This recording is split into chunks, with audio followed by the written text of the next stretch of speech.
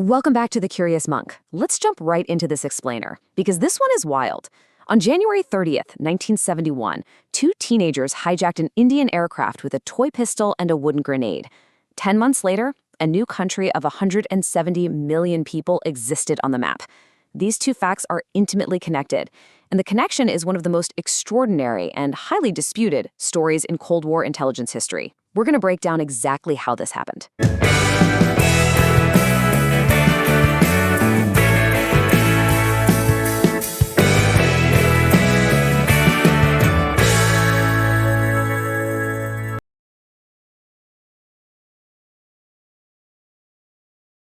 Look, the sheer disproportion between the inciting incident here and the ultimate climax of this story is just staggering. What started as this hyper-local, frankly bizarre little hijacking became the ultimate catalyst that completely redrew the map of South Asia. What we're really looking at here is a masterclass in the butterfly effect, or, depending on who you ask, an absolute masterclass in covert intelligence. Just think about the sheer absurdity of this contrast for a second. Fake weapons, literally a carved piece of wood and a toy gun. And somehow they triggered a geopolitical earthquake. We're talking a total ban on airspace, a massive regional war, and the actual birth of a nation. How on earth do we get from point A to point B? It's the kind of question that makes this feel way more like a spy thriller than your standard history lesson. Well, if we trace the timeline of events, we hit our first massive revelation right out of the gate. In early January 1971, the lead hijacker, a 17-year-old kid named Hashim Qureshi, was actually captured by India's border security force before the hijacking even happened. He was caught at the border and, get this, he was caught with real weapons. But instead of the plot ending right there in a jail cell, weeks later, he's somehow sitting on a passenger plane, successfully executing the hijack. Section 1. The architect and the target. Let's dig in. To understand how that happened, we need to look at the original mastermind. The architect was Mohammed Maqbool Bhat, the founder of a separatist front. His goal was to internationalize the Kashmir issue.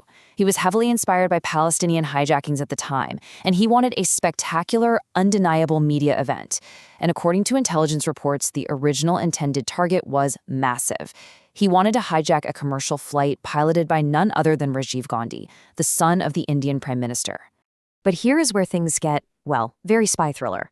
When Qureshi was caught and interrogated, conspiracy theories and later intelligence analysis strongly suggest that the legendary chief of India's intelligence agency, R&AW, saw a profound opportunity. The theory goes that Indian intelligence quietly reassigned Rajiv Gandhi to safety and then flipped Qureshi into a double agent, essentially directing a controlled hijacking to beat their adversaries at their own game. And the cool evidence for this theory? It lies in the aircraft itself. I mean, think about it. If a state is going to secretly allow its own plane to be hijacked, which one do they use? The actual target ended up being Flight Ganga.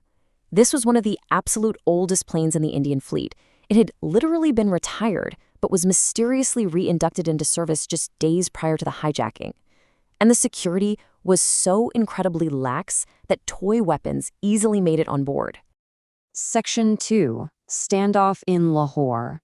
So, the hijacked plane, carrying 26 passengers and 4 crew, successfully lands in enemy territory at Lahore Airport in Pakistan, and for 80 agonizing hours, the entire world watched this incredibly tense standoff unfold on the tarmac. But the dynamic on the ground? It was so strange. The hijackers were initially welcomed as absolute heroes.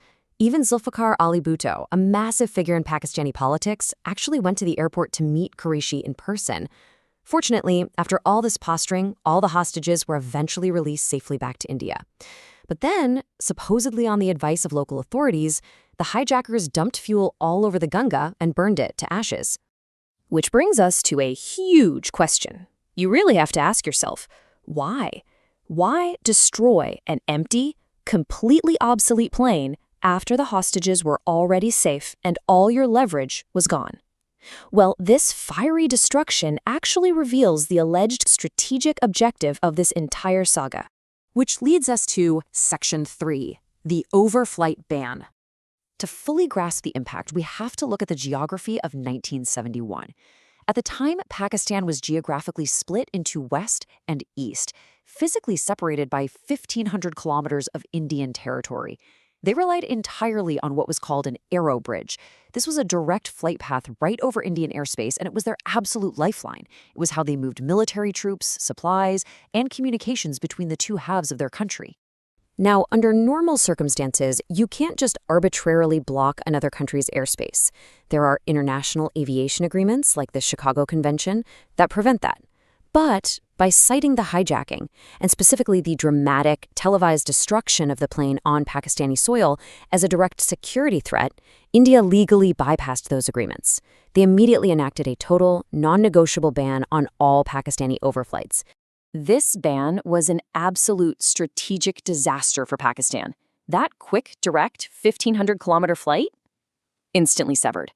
Suddenly, every single Pakistani supply flight had to fly out over the ocean, all the way down to refuel in Sri Lanka and travel over 4,600 kilometers just to reach their own eastern territory.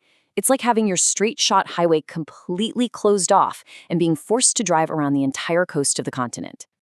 To put that into perspective, look at the logistical handicap here. It was crippling. At this exact moment in history, a massive civil uprising was erupting in East Pakistan. The Pakistani military desperately tried to launch an operation to move 2 entire infantry divisions over there. But this massive detour, it tripled the distance, it skyrocketed their costs by 20 to 30%, and worst of all, it critically delayed their speed.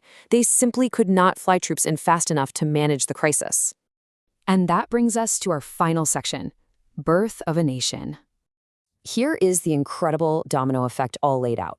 A hijacking with fake, literal, toy weapons gives India the perfect excuse to enact an overflight ban. That grueling 4,600-kilometer detour logistically starves the Pakistani military in the east. So, when the full-scale 1971 war breaks out shortly after, Pakistan is already severely handicapped. They face a swift, decisive defeat in just 13 days. The eastern wing secedes, leading directly to the creation of Bangladesh. But the darkest irony of this whole thing belongs to the original architect, Maqbul Bhatt. His grand plan to strike a massive blow against the Indian state was seemingly co-opted right out from under him. His own plot served as the exact pretext needed to dismember Pakistan. And years later, Bhatt was executed for terrorism by the Indian government. The very same government that theorists allege utilized his plot to their own massive strategic advantage.